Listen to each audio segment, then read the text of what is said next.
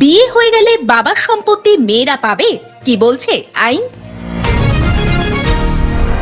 অভিষেক আমাদের সন্তান, সময় হলেই আসবে, কাউকে এটা নিয়ে মাথা ঘামাতে হবে না। হুমায়ুনকে বার্তা ফিরহাদে। বৈদ্যবাটি পুরসভা লোকের বাড়ি কার্তিক ফেলছে, খরচা চেয়েও তোলাবাজির চেষ্টা। কলকাতা পুরসভায় ফের সাপ দেখা গেল, মেয়রের ঘরেও খোঁজাখুঁজি। ফিরহাদ বললেন, আমি ধরে নিতাম। মরেনি অথচ সমব্যথীর টাকা নিয়ে চলে গেছে, ট্যাব কেলেঙ্কারি নিয়ে মন্তব্য শুভেন্দুর। বালি বোঝাই লরি থেকে পূর্বস্থলী থানার আইসির গাড়ি চালকের বিরুদ্ধে টাকা তোলার অভিযোগ। গাড়ি চাপা দিয়ে মানুষ মারলে খুনের মামলায় রুজু হবে, হুঁশিয়ারি পরিবহন মন্ত্রীর। চলুন বিস্তারিত জেনে নেওয়া যাক। কন্যা সন্তান চিরকাল কন্যা হয়েই থাকে, আর পুত্র সন্তান ততদিন পর্যন্ত পুত্র থাকে যতদিন পুত্রবধূ ঘরে না আসে। সম্পত্তি সংক্রান্ত একটি মামলার রায় দিতে গিয়ে নির্দেশনামায় কথা উল্লেখ করেছিলেন সুপ্রিম কোর্টের বিচারপতি অরুণ মিশ্র। আসলে কন্যা সন্তান তথা পরিবারের মহিলা সদস্যের লড়াই ভারতে দীর্ঘদিনের। যে বাড়িতে জন্ম, যে ভিটেতে বড় হওয়া, সেই ভিটের অধিকার পাবে না মেয়ে। ভারতীয় আইনে দীর্ঘদিন সেই সুযোগ ছিল না। কন্যা সন্তানের সম্পত্তিতে সমান অধিকার ছিল না। 2005 সালে সংশোধন হয়েছে সেই নিয়ম। আইনজীবী অরিন্দম দাস জানিয়েছেন, হিন্দু পরিবারের একটি ফ্যামিলি ট্রি থাকে, সেই অনুযায়ী সম্পত্তির ভাগ হয়। 1956 সালের হিন্দু সাকসেশন অ্যাক্টে মহিলা সদস্যদের সম্পত্তিতে সমান অধিকার ছিল না, অর্থাৎ পুত্র সন্তানের মতো অধিকার ছিল না কন্যা সন্তানের। সময়ের সঙ্গে সঙ্গে এই নিয়ে অনেক অভিযোগ ওঠে। 2005 সালে সুপ্রিম কোর্ট রায় দেয়, পরিবারের সম্পত্তিতে সমান অধিকার থাকবে কন্যারও। এরপর আইনে সংশোধনী আনা হয়। অভিষেক আমাদের সন্তান, সময় হলেই আসবে, কাউকে এটা নিয়ে মাথা ঘামাতে হবে না। হুমায়ুনকে বার্তা ফিরহাদে। একের পর এক ঘটনায় রাজ্যের আইন শৃঙ্খলা নিয়ে প্রশ্ন উঠছে। তৃণমূলের কাউন্সিলর সুশান্ত ঘোষের ওপর হামলার পর শাসক দলের নেতারাই মমতা বন্দ্যোপাধ্যায়ের হাতে থাকা পুলিশের ভূমিকা নিয়ে প্রশ্ন তুলছেন। দলের বিধায়ক হুমায়ুন কবির আবার এক ধাপ এগিয়ে পুলিশ মন্ত্রী বদলের দাবি তুলেছেন। অভিষেককে এখনই পুলিশ মন্ত্রী করা হোক বলে মন্তব্য করেছেন তিনি। হুমায়ুনের মন্তব্যে এবার মুখ খুললেন রাজ্যের মন্ত্রী ফিরহাদ হাকিম।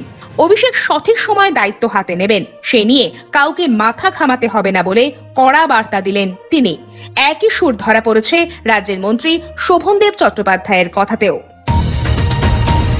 বৈদ্যবাটি পুরসভা লোকের বাড়ি কার্তিক ফেলছে, খরচা চেয়েও তোলাবাজির চেষ্টা। তৃণমূল কাউন্সিলরের ফেসবুক পোস্টে প্রকাশ্যে এলো ঘটনা।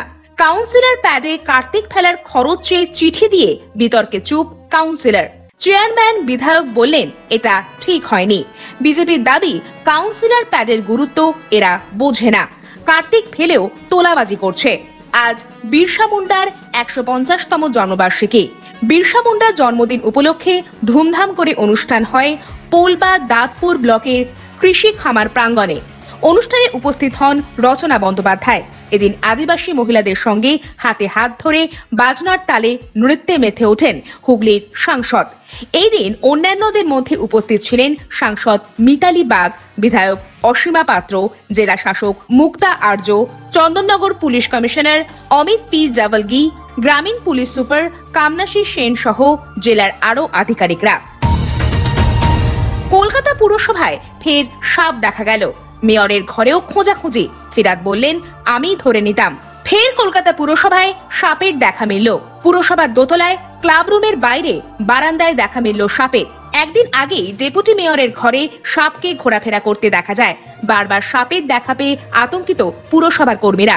বন দপ্তরের কর্মীরা মেয়র ফিরহাদ হাকিমের ঘরে পৌঁছান বৃহস্পতিবার। সাপের খোঁজে সেখানে তল্লাশি চালান তাঁরা। মরেনি অথচ সমব্যথীর টাকা নিয়ে চলে গেছে, ট্যাব কেলেঙ্কারি নিয়ে মন্তব্য শুভেন্দুর। কোচবিহারেও ট্যাব কেলেঙ্কারি, এক স্কুলের টাকা অন্য স্কুলের অ্যাকাউন্টে চলে যাওয়ার অভিযোগ। ট্যাবের টাকা পাননি পুন্ডিবাড়ির রামগোপাল লাখোটিয়া হাই স্কুলের 50 জনের বেশি পড়ুয়া। একই অভিযোগ আরো কয়েকটি স্কুলের। তদন্ত শুরু করেছে কোচবিহার পুলিশ। মরেনি অথচ সমব্যথীর টাকা নিয়ে চলে গেছে, ট্যাব কেলেঙ্কারি নিয়ে মন্তব্য শুভেন্দুর। বালি বোঝাই লরি থেকে পূর্বস্থলী থানার আইসির গাড়ি চালকের বিরুদ্ধে টাকা তোলার অভিযোগ। বালি বোঝাই লরি থেকে টাকা তোলার অভিযোগ। পূর্বস্থলী থানার আইসির গাড়ি চালকের বিরুদ্ধে টাকা তোলার অভিযোগ।